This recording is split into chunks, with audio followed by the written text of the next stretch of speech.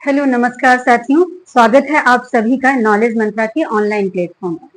तो हम लोगों की चर्चा हो रही थी वर्धन साम्राज्य से संबंधित, यानी कि वर्धन साम्राज्य से संबंधित हमने कल आपसे चर्चा किया हुआ था कि हर्षवर्धन की जो प्रशासनिक व्यवस्था थी वो किस किस तरीके की थी। ठीक है, तो हमने सबसे पहले आपको बताया था कि हर्षवर्धन की जो प्रशासनिक व्यवस्था थी सबसे ऊपर आती थी क्या, सबसे ऊपर आता था केंद्रीय व्यवस्था। ठीक है, फिर इसके बाद में भुक्ति आता है, भुक्ति के बाद में विषय आता है और विषय के बाद में क्या आता है, ग्राम आता है। इस तरह से हमने डिटेल में कल आपके साथ चर्चा किया था। ठीक है, लेकिन ये चर्चा जारी ही थी, हम आपके साथ चर्चा कर रहे थे, लेकिन कुछ टेक्निकली इश्यू के कारण जो है अचानक वॉइस चली गई बीच में। तो काफी क्लास जो मैंने देखी लास्ट की, जो 8-10 मिनट की क्लास है जिसमें कि वॉइस नहीं आ रही है, तो हम वहीं से फिर कंटिन्यू कर रहे हैं जहां से कल जो है आवाज नहीं आने लगी थी। ठीक है, तो चलिए हम अपने टॉपिक की ओर चलते हैं। तो हमारा टॉपिक क्या है, वर्धन साम्राज्य, यानी वर्धन साम्राज्य के अंतर्गत हम पढ़ रहे हैं कि वर्धन साम्राज्य की प्रशासनिक व्यवस्था कैसी थी या मुख्य मुख्य अधिकारी उसके अंतर्गत कौन कौन आते थे। ठीक है, तो कल हम लोग पढ़ रहे थे क्या, हम लोग कल पढ़ रहे थे कि जो न्यायालय का मुख्य न्यायाधीश होता था या सेना का जो सर्वोच्च सेनापति होता था तो वो राजा ही होता था। ठीक है, हम यहीं तक आए थे और बस यहीं से जो है आवाज नहीं आने लगी थी, वॉइस जो है क्लियर क्या बिल्कुल बंद हो गई थी। ठीक है, तो चलिए हम फिर से पढ़ते हैं, आपको फिर से रिवीजन कराते हुए चलते हैं।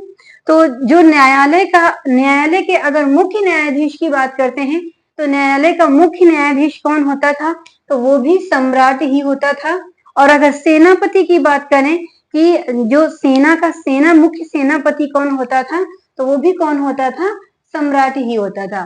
तो न्यायालय का मुख्य सेनापति सम्राट और सेना का सेनापति कौन होता था, तो सम्राट ही होता था। इसके बाद में जैसे ये युद्ध के लिए चलते थे, मान लो कई सारे इन्होंने राज्यों को जीता तो इनको अपनी सेना के साथ तो चलना ही पड़ेगा और एक दिन में कोई भी युद्ध तो जीता नहीं जा सकता है। तो अगर किसी एक राज्य को जीतने के लिए चले तो सेना जो लेकर के जाते थे, जहां पर ये लोग अपना शिविर बनाते थे सेना के रहने के उद्देश्य से, तो उसको जो वर्धन साम्राज्य में क्या कहा जाता था, तो उसको जो है जय स्कंधावार के नाम से जानते थे। किस नाम से जानते थे, जय स्कंधावार के नाम से। यानी कि हर्ष के अस्थायी सैन्य शिविर को जो है किस नाम से जानते थे, तो जय स्कंधावार के नाम से जानते थे। ठीक है, इसके बाद में हर्ष के जो अधीनस्थ जो अधिकारी थे तो उनको किस नाम से जाना जाता था, तो उनको कहते थे सामंत एवं महासामंत। किस नाम से जानते थे, तो सामंत एवं महासामंत कहते थे। ये जो हर्ष के अधीन जो अधिकारी व कर्मचारी काम करते थे तो उनको सामंत और हर्ष के अधीनस्थ शासक, ठीक है, हर्ष के अधीनस्थ जो शासक वर्ग करते थे तो उनको किस नाम से जानते थे, तो सामंत और महासामंत के नाम से जानते थे। ठीक है, अब इतने बड़े प्रशासन को चलाना सिर्फ और सिर्फ क्योंकि जो प्रशासन का जो सर्वे सर्वा था वो कौन था, वो शासक था। तो जाहिर सी बात है इतना बड़ा प्रशासन राजा अकेला नहीं चला सकता है, उसके लिए उसकी हेल्प के लिए एक मंत्री परिषद भी हुआ करती थी। तो यहाँ पर हमने क्या लिखा है कि हर्ष की सहायता हेतु मंत्री परिषद होती थी। कौन होती थी, मंत्री परिषद होती थी। एक मंत्री परिषद का इसने गठन कर रखा था जो कि उसके शासन और प्रशासन में कौन से डिसीजन उसके लिए बेस्ट होंगे और कौन से डिसीजन उसके लिए हार्मफुल हो सकते हैं, उसका अगर डिसीजन लेना होता था तो ये किसके माध्यम से लेता था, ये इसी मंत्री परिषद के माध्यम से लेता था। कौन, हर्षवर्धन। ठीक है, इसके बाद में क्या है कि ये जो मंत्री परिषद के जो मंत्री होते थे तो इनको किस नाम से जानते थे, तो इन जो मंत्री परिषद के मंत्री होते थे तो इनको जो है सचिव या फिर अमात्य के नाम से जाना जाता था। ठीक है, किस नाम से जानते थे, सचिव और अमात्य के नाम से जानते थे। तो आई होप आप लोग समझ गए होंगे यहाँ तक।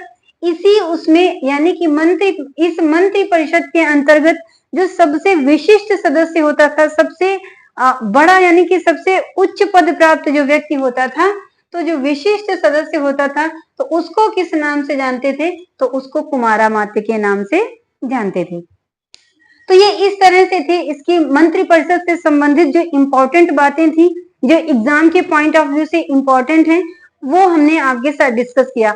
आई होप आप बहुत अच्छे से समझ गए होंगे। एक बार हम फिर से रिवीजन कराते हुए चलते हैं कि हर्ष की अगर अस्थायी सेना का शिविर किस नाम से जाना जाता था, तो उसको जय स्कंधावर के नाम से जानते थे। और जो न्यायालय का जो मुख्य न्यायाधीश होता था और सेना का जो मुख्य सेनापति होता था, वो भी कौन होता था? सम्राट होता था। ठीक है, इसके बाद में क्या है कि हर्ष के जो अधीनस्थ शासक होते थे, तो वो जो शासक होते थे उनको क्या कहा जाता था उस समय? उनको सामंत या महासामंत के नाम से जानते थे। और इसके बाद में हर्ष की सहायता के लिए एक मंत्री परिषद हुआ करती थी, जो कि शासन और प्रशासन में जो है इसको एडवाइस देती थी, किसे? हर्षवर्धन को। और इस मंत्री परिषद के मंत्रियों को किस नाम से जानते थे? उनको अमात्य या सचिव के नाम से जानते थे। और जो विशिष्ट सदस्य होता था तो उसको क्या बोलते थे? उसको जो है कुमारामात्य कहते थे। यहाँ तक क्लियर हो गया ना? चलिए, अब हम जानते हैं कि हर्ष ने अपनी मंत्री परिषद के में जो है कुछ सदस्यों का गठन किया हुआ था। वो किन किन पदों पर उनको गठित किया था, और इसकी मंत्री परिषद में ये बहुत इंपॉर्टेंट रोल करते थे इसको सलाह देने के लिए। ठीक है, तो वो कौन कौन से लोग थे? तो हर्ष के प्रमुख अधिकारियों में से 4 अधिकारी आते हैं। 4 अधिकारी वो कौन कौन से हैं? तो पहले हैं भंडी। ठीक है, पहले कौन है? भंडी। अगर इनकी बात पूछता है, अगर एग्जाम में क्वेश्चन पूछता है कि प्रधान सचिव जो है, हर्ष का प्रधान सचिव कौन था, तो प्रधान सचिव ये भंडी ही था। ठीक है, जो प्रधान से सचिव होता था, तो इसको जो है भंडी को प्रधान सचिव के पद पर नियुक्त कर रखा था। किसने? हर्ष ने। ठीक है, अब इसके बाद में आते हैं दूसरे आते हैं अवंती। अगर अवंती की बात करते हैं कि अवंती किस पद पर इनको प्रतिष्ठित कर रखा था, तो इनका जो पद था वो विदेश सचिव का था, या फिर इसी विदेश सचिव को महासंधि विग्रहिक के नाम से भी जानते हैं, या फिर युद्ध मंत्री कहें तो कुछ अलग नहीं होगा, और ना आपको यहाँ पर कंफ्यूज होने की जरूरत है। तीनों चीजें एक ही हैं। ठीक है, अगर पूछता है विदेश सचिव कौन था, हर्ष का विदेश सचिव कौन था, तो यही अवंती था। या फिर अगर महासंधि विग्रहिक की बात करता है कि हर्ष का महासंधि विग्रहिक कौन था, तो यही अवंती ही था। या फिर अगर युद्ध मंत्री की बात पूछता है, तीनों में से किसी को पूछता है, तो ये कौन थे? ये भंडी थे, सॉरी हाँ अवंती थे। ठीक है, भंडी तो इनके जो प्रधान सचिव थे वो थे। ठीक है, इसके बाद में तीसरे आते हैं सिंहनाद। सिंहनाद किस पद पर सुशोभित हो रहे थे? तो ये जो सिंहनाद थे, तो ये जो है हर्ष के प्रधान सेनापति होते थे। कौन होते थे? हर्ष के प्रधान सेनापति होते थे। कौन? सिंहनाद होते थे। फिर चौथे नंबर पर आते हैं कुंतल। कुंतल को जो है कुंतल किस पद पर थे? तो कुंतल जो है अश्वारोही सेना का सर्वोच्च अधिकारी थे। कौन थे? कुंतल। तो ये चारों व्यक्ति थे, जो चारों व्यक्ति मिलकर के इनकी जो है हेल्प करते थे। किसकी? हर्षवर्धन की। तो कौन कौन से थे? भंडी थे, अवंती थे, सिंहनाद थे और कुंतल। भंडी थे प्रधान सेनापति, अवंती थे विदेश सचिव, या फिर महासंग्रहिक, या फिर युद्ध मंत्री। ठीक है, फिर इसके बाद में आते हैं सिंहनाद। तो सिंहनाद थे प्रधान सेनापति। और फिर अगर कुंतल की बात करता है कि कुंतल किस पद पर थे, तो ये अश्वारोही सेना का जो सर्वोच्च अधिकारी होता था उनके प्रमुख थे। ठीक है, तो ये थे इनके शासन प्रशासन से संबंधित अधिकारी। ठीक है, अब हम चलते हैं वेनसांग के यात्रा विवरण में एक लेख पाया गया है, जिसमें ये पाया गया है कि ये लिखा गया है कि सामान्यतः इनके अधिकारी जो होते थे, तो इनके अधिकारियों को नगद वेतन नहीं दिया जाता था। तो नगद वेतन नहीं दिया जाता था तो क्या दिया जाता था? नगद वेतन न दे करके इनको भूमि का एक टुकड़ा दे दिया जाता था। भूमि का एक बड़ा सा टुकड़ा दे देते थे, ताकि उनके परिवार का जो है क्या जीविकोपार्जन जो है उनको जो है मिल सके। तो इनके अधिकारियों को वेतन नगद नहीं दिया जाता था। तो वेतन किस रूप में देते थे? अगर इन्हें वेतन के रूप में देते थे तो क्या दिया जाता था? भूखंड दिया जाता था। ठीक है, लेकिन जो सैन्य अधिकारी जो होते थे, जो सैन्य अधिकारी होते थे तो इन सैन्य अधिकारियों को जो है नकद वेतन दिया जाता था। यानी कि कहने का मतलब है कि सैन्य अधिकारियों को छोड़ करके जो अन्य अधिकारी थे तो उनको नगद वेतन न दे करके उनको भूखंड देते थे, लेकिन जो सैन्य अधिकारी होते थे तो सैन्य अधिकारियों को क्या देते थे, नगद वेतन दिया जाता था। तो इस तरह से इनकी वेतन की व्यवस्था थी। ठीक है, तो हमने ये पूरा कंप्लीट क्या किया, जो हर्ष की जो केंद्रीय व्यवस्था थी, केंद्रीय व्यवस्था हमने आपके समक्ष डिटेल में आपसे चर्चा कर चुके हैं हम। ठीक है, अब दूसरे नंबर पर क्या आता था, पहला था केंद्र, फिर दूसरा क्या था, भुक्ति। तो भुक्ति को हमने आप लोगों से कल डिटेल में चर्चा किया था कि भुक्ति को इनके समय पर दो भागों में बांट रखा था। वो कौन कौन से थे, एक बड़ी भुक्ति होती थी और दूसरी छोटी भुक्ति होती थी। तो इस बड़ी भुक्ति के जो बड़ी भुक्ति का जो सबसे बड़ा कहने का मतलब जो नायक होता था यानी अध्यक्ष होता था वो होता था राजस्थानिक, और छोटी भुक्ति का जो अध्यक्ष होता था तो सबसे बड़ा अधिकारी होता था तो वो कौन होता था, वो होता था जो है उपरीक होता था। ठीक है, तो आप लोगों को ये चीज बहुत अच्छे से क्लियर हो गई होगी कि अगर भुक्ति की बात करते हैं तो वर्धन साम्राज्य के अंतर्गत भुक्ति का प्रशासन दो भागों में बांटा था। एक बड़ी भुक्ति का जो सबसे प्रधान अधिकारी होता था तो वो राजस्थानिक होता था, और जो छोटी भुक्ति थी तो छोटी भुक्ति का जो प्रधान अधिकारी होता था वो कौन होता था, तो वो उपरीक होता था। तो इसमें बहुत कुछ नहीं है भुक्ति में, जो आपके लिए मेन है, जो एग्जाम के पॉइंट ऑफ व्यू से इंपॉर्टेंट है, इसके बारे में हमने आपसे चर्चा कर दिया है। अब इसके बाद में आता है, भुक्ति के बाद में आता था क्या, विषय। यानी विषय को क्या आधुनिक उसमें अगर हम बात करते हैं तो किससे हम कंपैरिजन कर सकते हैं, तो विषय को हम जिले से कंपेयर कर सकते हैं। तो जो विषय का प्रधान जो प्रशासन है, तो अब हम विषय के प्रशासन के बारे में आपसे चर्चा कर रहे हैं कि विषय का अगर जो सबसे बड़ा अधिकारी होता था तो कौन होता था, वो विषयपति होता था। कौन होता था, विषयपति होता था।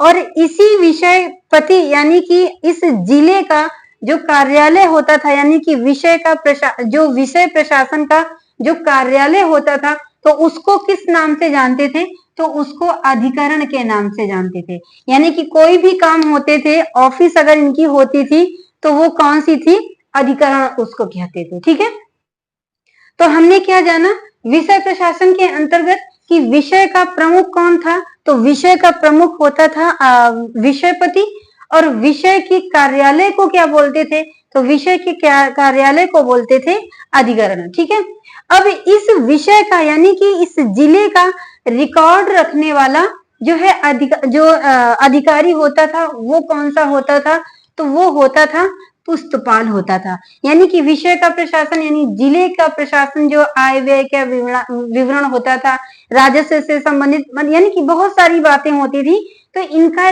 लिखित रूप से लेखा जोखा कौन रखता था, तो वो रखता था कौन, पुस्तपाल नामक अधिकारी रखता था। ठीक है, अगर क्वेश्चन पूछता है कि वर्धन साम्राज्य के अंतर्गत जो विषय प्रशासन का जो रिकॉर्ड रखने वाला अधिकारी होता था तो वो कौन होता था, तो वो होता था पुस्तपाल। ठीक है, अब इसके बाद में अब यहीं पर ये तो होता था विषय का रिकॉर्ड रखने वाला, लेकिन अगर संपूर्ण राज्य की यानी अगर हम भुक्ति की बात करें तो संपूर्ण राज्य का जो है लेखा जोखा कौन रखता था, तो संपूर्ण राज्य का लेखा जोखा जो रखता था उस अधिकारी को क्या कहते थे, महाक्ष पटलाधिकृत।